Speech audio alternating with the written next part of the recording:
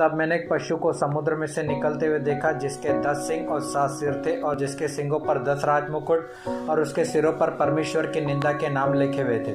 जो पशु मैंने देखा वह चीते के समान था, और उसके पांव भालू के से थे, और उसका मुंह सिंह का सा था। उस अजगर ने अपनी सामर्थ और अपना सिंहासन और बड़ा अधिकार पशु को दे दिया था। मैंने उसके सिरों में से एक पर ऐसा भारी घाव लगा हुआ देखा, मानो वह मरने पर है। फिर उसका प्राण घातक घाव अच्छा हो गया। तब सारी पृथ्वी के लोग उस पशु के पीछे अचंभा करते चले। लोगों ने अजगर की पूजा की, क्योंकि उसने पशु को अपना अधिकार दे दिया था, और यह कहकर पशु की पूजा की कि इस पशु के समान कौन है और कौन उससे लड़ सकता है। बड़े बोल बोलने और निंदा करने के लिए उसे एक मुंह दिया गया, और उसे 42 महीने तक काम करने का अधिकार दिया गया।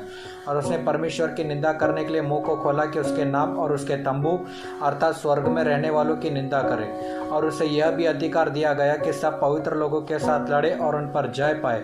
और उसे हर एक कुल और लोग और भाषा और जाति पर अधिकार दिया गया कि जिनके नाम उस मेमने के जीवन की पुस्तक में लिखे नहीं गए, जो जगत की उत्पत्ति के समय से घात हुआ है, उस पशु की पूजा करेंगे।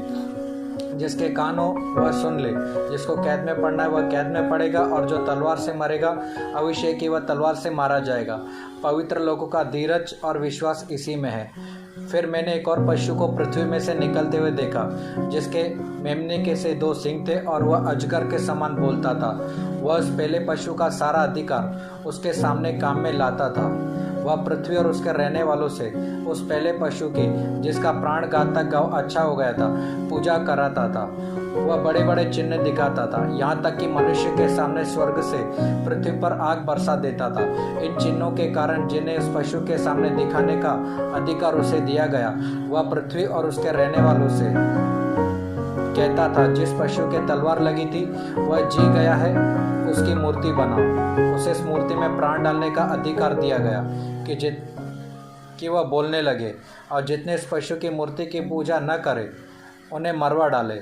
उसने छोटे बड़े, धनी कंगाल, दास स्वतंत्र सबके दाहिने हाथ पर एक छाप करा दी कि उस मनुष्य को छोड़ जिस पर छाप अर्थात पशु का नाम या नाम का कोई अंक हो, अन्य कोई लेन देन न कर सके। ज्ञान इसी में है, जिसके बुद्धि हो वह उस अंक को जोड़ ले, क्योंकि वह मनुष्य का अंक है और वह अंक 666 है।